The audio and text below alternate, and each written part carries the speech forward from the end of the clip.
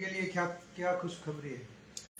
देखिए, आज की जो प्रेस कॉन्फ्रेंस है इसमें सबसे पहले तो मैं लाखन माजरा के चेयरमैन वीरेंद्र दलाल और गोरा, नीलम जो वाइस चेयरमैन बनी उनके पति हैं संजय, इनको और सुनील और बोलू आज जो सर्वसम्मति से निर्वाचित हुए सभी दोनों ब्लॉक समितियों गरोत्तोगर लाखन माजरा के सभी ब्लॉक समिति मेंबरों को मैं बधाई देता हूं, शुभकामनाएं देता हूं। और इस बात की बधाई कि दोनों ब्लॉकों में भारतीय जनता पार्टी का परचम लहराया और भारतीय जनता पार्टी की नीतियों में आस्था रखने वाले चेयरमैन बने, जिनका मुख्यमंत्री मनोहर लाल जी, प्रदेश अध्यक्ष ओम प्रकाश धनखड़ जी, नड्डा जी और नरेंद्र भाई मोदी की सबका विकास, समान विकास की नीति पर चलते हुए विकास के पहियों को तेजी से बढ़ाएंगे। दूसरा, मनोहर लाल जी का मैम के लिए बहुत बड़ा धमाका, बहुत बड़ी सौगात आज की प्रेस कॉन्फ्रेंस का मुख्य एजेंडा। आज की प्रेस कॉन्फ्रेंस में जो 2014 से जब से सरकार बनी बीजेपी की, हमारे मुख्य एजेंडे थे आसी रोहतक रेल लाइन, सिटी बाजी रेल लाइन। हम कहते थे 2.5 घंटे में जयपुर, 2.5 घंटे में चंडीगढ़ रोड बनेगा, ग्रीन एक्सप्रेस हाईवे बना, और वो जो हमने वादा किया था वो पूरा हुआ।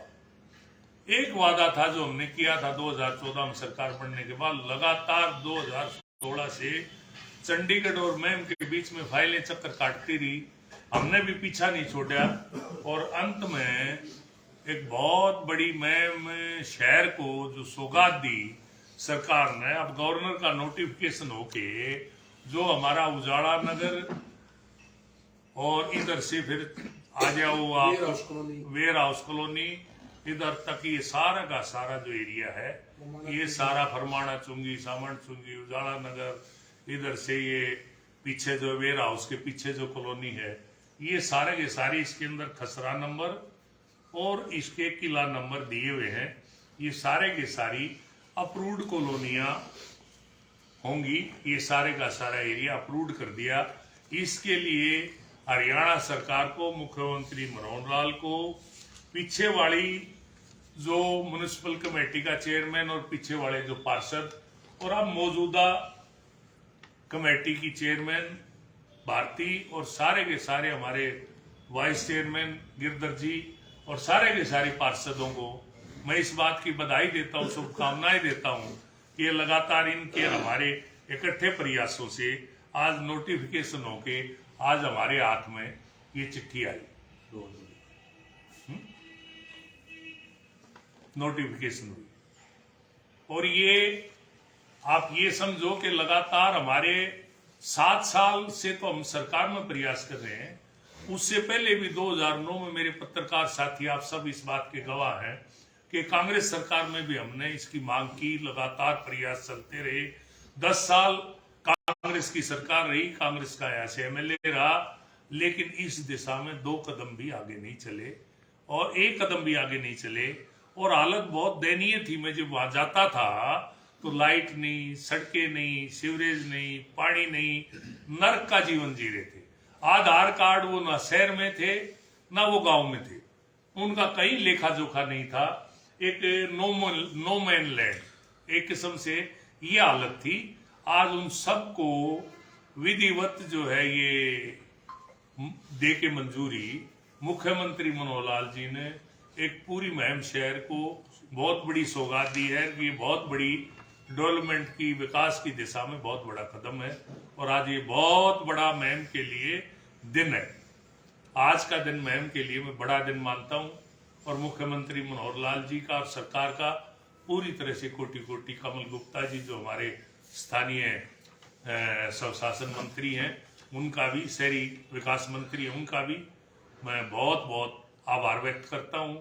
और महम की जनता की ओर से, महम के पार्षदों की ओर से मैं विशेष रूप से पत्रकार साथियों का, जो प्रिंट मीडिया और हमारे इलेक्ट्रॉनिक मीडिया के जो साथी हैं, 2009 से इस संघर्ष में हमारे साथ रहे, उनको मैं बहुत बहुत आभार व्यक्त करता हूं। उनके लिए ये बहुत बड़ी जीत है, हमारे लिए बहुत बड़ी जीत है, और मुख्यमंत्री मनोहर लाल जी का कोटि कोटि धन्यवाद। एक लाइब्रेरी के लिए घोषणा की थी आपने पीछे कि लाइब्रेरी बनेगी शहर में, बहुत बढ़िया।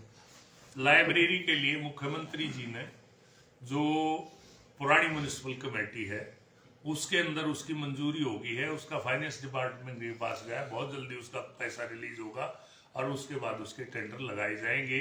इसके अलावा जहां तक विकास का ताल्लुक है, आप गवाह हो, चाहे हॉस्पिटल हो, चाहे चौबीसी का चबूतरा हो, चाहे चौक हो, चाहे चौराहे हो, चाहे फुहारे हो, एक शहर का हमने शकल देने की कोशिश की, जो कि अभी तक पूरी तरह से वो शकल नहीं आई है।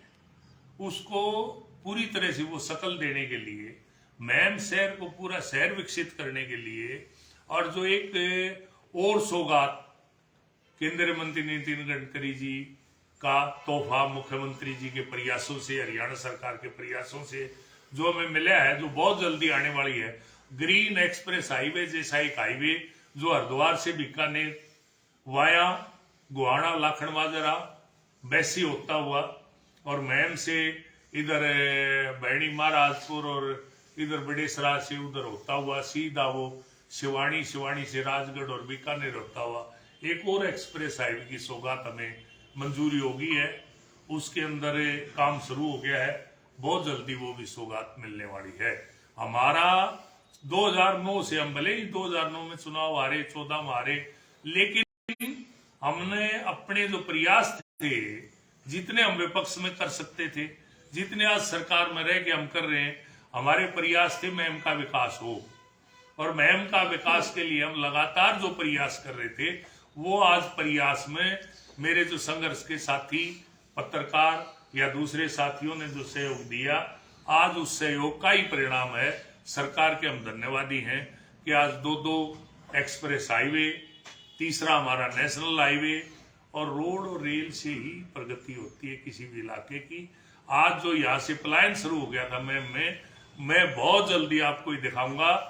जिस तरह से लोग मजाक उठाते थे 2.5 घंटे जयपुर और 2.5 घंटे चंडीगढ़ का, हांसी रोहतक रेल लाइन का, आज इस बात का भी मजाक उड़ाएंगे 2-3 साल तक कि मैम को कर्नाट प्लेस बना के छोड़ूंगा, ये मेरा सपना है। और मैम में जो पलायन हो गया वो सब के सब लोग मैम की तरफ दोबारा रुख करेंगे। मेरा ये सपना है, इस सपने को साकार करने के लिए मैं लगातार निरंतर प्रयास करता रहूंगा।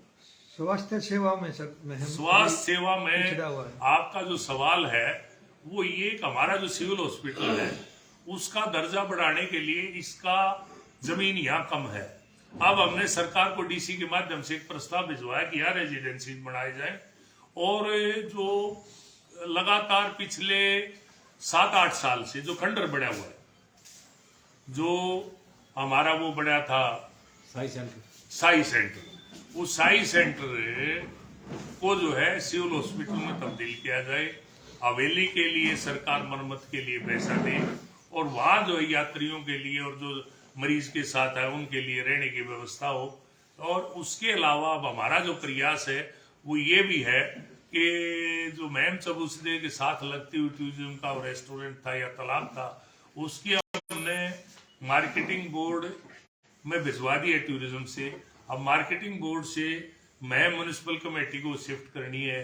उसके बाद यहाँ जो है एक वाटर प्रूफिंग करवा के इस तालाब में एक पिकनिक स्पॉट बनाया जाए, और या किस्ती विस्ती हो, रेस्टोरेंट का या ठेका हो, यहाँ जो है लोगों को बैठ के शाम को एक बैठने का और घूमने का स्थान हो और कुछ खाने पीने की जगह बने। ये हमारा सपना है, इसके लिए हम प्रयास करते हैं। सर, शहर के लोगों की मांग रहती है कि अल्ट्रासाउंड मशीन नहीं है, जो कि मूलभूत जो एक मशीनरी है। ये तो ऐसा है नरवाल जी कि पीछे कार्डियो की बड़ी दिक्कत थी। मैं ये मांग उठाता रहा कि हमारे हार्ट अटैक के जो मरीज हैं उनकी रोहतक पहुंचते पहुंचते रास्ते में मौत हो लेती है, क्योंकि हार्ट अटैक के मरीज को बहुत जल्दी हेल्थ की फैसिलिटी चाहिए।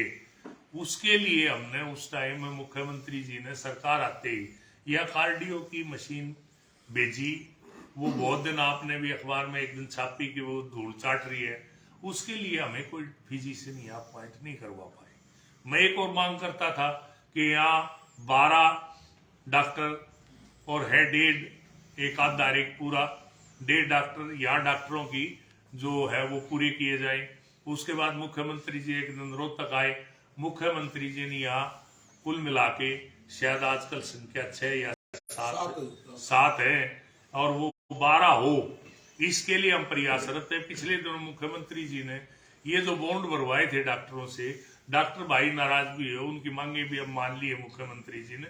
उसका यही प्रयास था, डॉक्टर यहाँ हमारे जो बच्चे हैं यहाँ MBBS करके यहाँ लोगों की सेवा करें, यहाँ जो है लोगों के लिए काम करें। डॉक्टर ही नहीं होगा तो अस्पताल क्या करेंगे। इसलिए मुख्यमंत्री जी का सरकार बनने के बाद 2014 के बाद लगातार हमारे अनिल विज जो स्वास्थ्य मंत्री हैं उनका ये प्रयास है कि जितनी सैंक्शन पोस्ट जहां जिस हॉस्पिटल में है उतने डॉक्टर नर्सिस वहां पहुंचे ताकि लोगों को सुविधा मिले।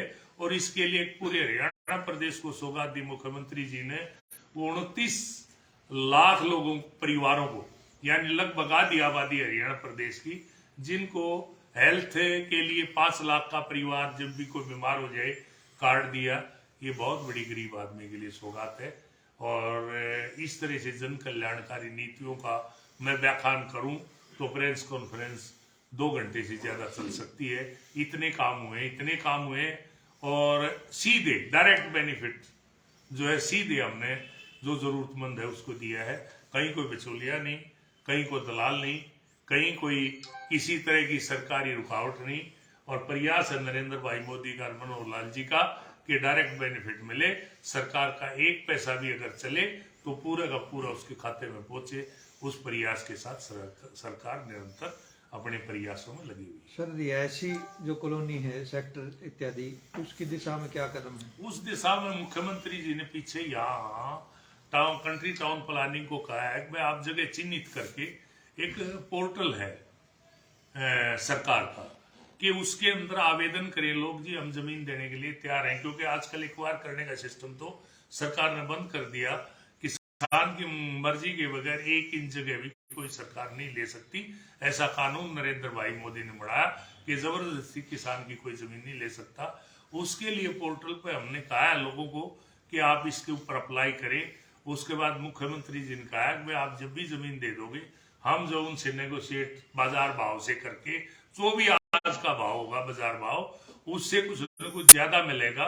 और जिस दिन जमीन उपलब्ध हो जाएगी उसी दिन यहाँ रिहायशी कॉलोनी के लिए सरकार की तरफ से कोई रुकावट नहीं।